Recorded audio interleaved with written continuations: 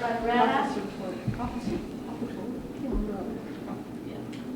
Hi, Coach. We'll throw it over to you to talk about our game at Auburn. Well, have a very tough game ahead with a very good Auburn team, and they pose a lot of problems for you. They are very, very aggressive defensively, forcing over 20 turnovers a game in conference play, and throw a lot of multiple looks your way, and long, athletic, aggressive defenders, and make it really tough on you to score. They've done a great job defensively. And some very talented players. I think Tyrese Tanner is going to be one of the top players in the conference this year. He's really improved, I think, since last year. Just an explosive athlete, scorer, really does a lot of things well. And just their overall team is a very tough, explosive team. So going on the road in this league is always tough. It'll be tough Sunday afternoon. We'll have to prepare well to win. After the game last year, there was sort of an incident between you and an assistant or a guy. I'm not even sure how it went down. Did you and their coach ever discuss it, and kind of where is that? Yeah, I think it's good. I think Terry and I came, let me say this. When I came in the league, Terry was an assistant at Georgia and always very kind and supportive and friendly to me, and so our relationship goes way back. And you know, we definitely talked after that, and we're able to, I think, repair any damage that was done that day with the relationship. So I think it's good, and got a ton of respect for her and what she has accomplished in her career, what she's accomplishing right now with Auburn, and how much their team has improved this year is impressive. So I think that's all good. Where is Caskey Nevins? Have you done any more tests? You know, we were so blessed. Good Lord blessed us with this bye week. We really needed it on a couple of fronts, and Castine was full go this morning. Reported no issues, no pain. So she was off all week from practice activities. Stayed with low and non-impact cardio, and tried to stay up with that. I did a little bit of shooting for a couple days, so the time off for her and Bernicia, very, very good, and they looked good. And then on the flip side of that, Denisha needed a week where she could just turn loose and practice, and you weren't worried about playing Thursday, and you could really go at it. And the team, there were some folks on the team, that needed some really high-level, high-intensity practice. So we got it on both ends. I think got what we needed out of the open date, and so I think we're starting to round back into full strength, and we'll need to be as sharp as we can be to win Sunday. I can tell you that. So you feel fairly healthy going into this? Yeah, health. We're healthier than we've been in a while. I think I think that Castine and Bernicia were starting to slow down by the time we got to Columbia, and obviously they weren't good Sunday. So I think we're healthier than we've been in a while, and we still need Denisha to fully turn the corner and be back to full speed, mentally, timing-wise. Physically, I think she's really turned the corner here. Where are you seeing Michaela's game, and kind of where is she mentally and physically, and where do you want her to be? Well, I think Michaela had a tough set of circumstances when Denisha went out and we moved her to the power forward.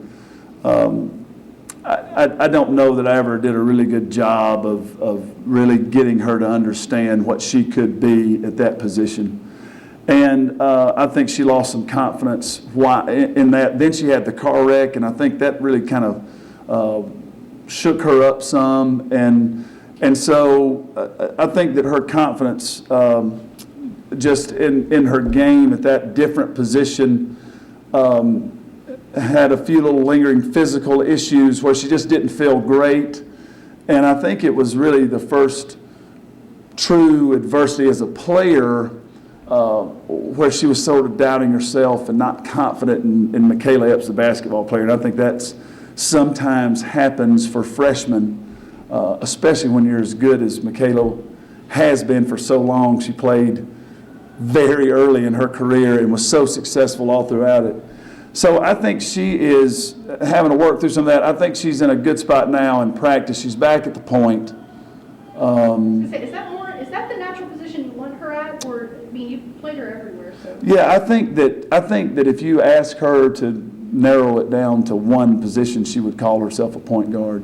I think she can play all of them, and I think she's happy to play. I think she was happy to play power forward. She just lost some confidence there that I didn't do a great job of helping her through. So a lot of that's on me. But I would say that point guard's a really, really good position for her, but she needs to mentally understand and buy into that her versatility is a real asset, and she needs to be comfortable at any position because there's not many players that can do that. As all of this sort of turnover and turmoil and trying to get everybody back into their positions and healthy, Samari Walker has been sort of the one steady player all season. I mean, her stats never really change. They're always very consistent. Is she the type of senior that you need at this point to, just her consistency and nothing else? Yeah, production-wise, just being productive. And as a coach, being able to go into a game and count on someone to give you something consistently, it's very, very valuable. And so she's been able to do that. I just love Samari so much, and she's grown so much while she's been here, and that's really the goal for us is to, through the game of basketball, to help them become the kind of people that they really can become. And so I'm still working with her on keeping her head up after tough plays and not getting down on herself and not letting external things affect her. And I think she's probably done that more successfully this season than at any point in her career. Still think we have some work to do in that area. I really want her to fully mature as a player and to, really get that. But she's just done so much for us this year, and she's doing a great, great job, and she's being so productive. And, as a coach, you're always trying to push your players to be their best and to really fully realize their potential. And so there's some things we're trying to work with her on right now. But it sure is comforting to know that you have that productive a player who's playing that consistently well. Is she more emotionally consistent than she has? Yeah, definitely. Is that what you're saying? Yeah, she's much more consistent with that. Still lets some things bother her that I wish that she wouldn't let bother her, but she's much better, and God bless her for doing the work to turn that around. And a lot of people just won't accept it and just won't even look at it and won't even say, hey, I have to work in this area. And she sure has worked in that area. And, I think she's done a great job. I think our coaches have done a great job spending time with her, trying to talk her through things. Shalon's just spent hours with her talking to her and trying to help her grow as a person and as a player. And all of our coaches have been real supportive of her. And she's been really good this year. How much more upside could she have with just, 2/3 of an SEC season and postseason to go? How much more do you think she could grow? Well, I think she can grow a lot. I think that when we're in shooting drills and she's just having fun and she's not putting a lot of pressure on herself, she just has outstanding range. She has three-point range. When she gets into a game, I'm afraid she limits herself. So that's what we're trying to work with her right now. We've played a couple of opponents that are, standing from me to the cameras from her, and she's 15 feet out. And that happened in the South Carolina game. And I just said, never again, can't happen. If you're 15 feet and they don't guard, you've got to take that shot in rhythm with confidence. She did it against Missouri, and I don't even care if she makes it. If she'll step in with confidence and do that, she'll make plenty of them. And so I think that, to me, that's the mental part of her realizing what she can do. And that's a huge advantage for us, just the way people are playing us defensively. I mean, they have a lot of respect for what Denisha, Samari, Asia can do around the basket. They have a lot of respect for how quick our guards are and can get in the paint. and you're just seeing a sea of humanity in the lane. It's incredible. I mean, they're just in the lane, and so at some point somebody's got to make some 13, 14, 15-foot jumpers, and Samari can do that. So I think that can happen with her, and just her mental and emotional stability of playing through bad plays, bad call, mistakes she makes, whatever it may be. Those two things right there, we can still do better, and we'll just keep fighting and keep plugging and keep coaching her until the very end, because it's just too important for these seniors right now in the moment. And this is what I tell them all the time: in the moment it's important, but gosh, it's going to be even more important for them 5 years down the road, 10 years down the road, and this is their last chance to get as much as they can get right now. So we're still working hard with Samari and all our players. Anything else you got? Thanks, everybody. How about that weather? I like it. It's a winter wonderland. I like snow. How much accumulation are we supposed to get? What's just gonna be tomorrow? Oh, it's 2:30 though, right? Yeah. Hey, I got it. Come on up. Let's go.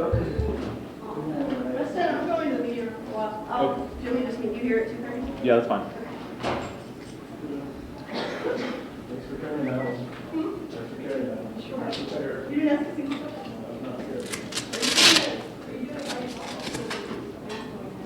Yeah, we can do it.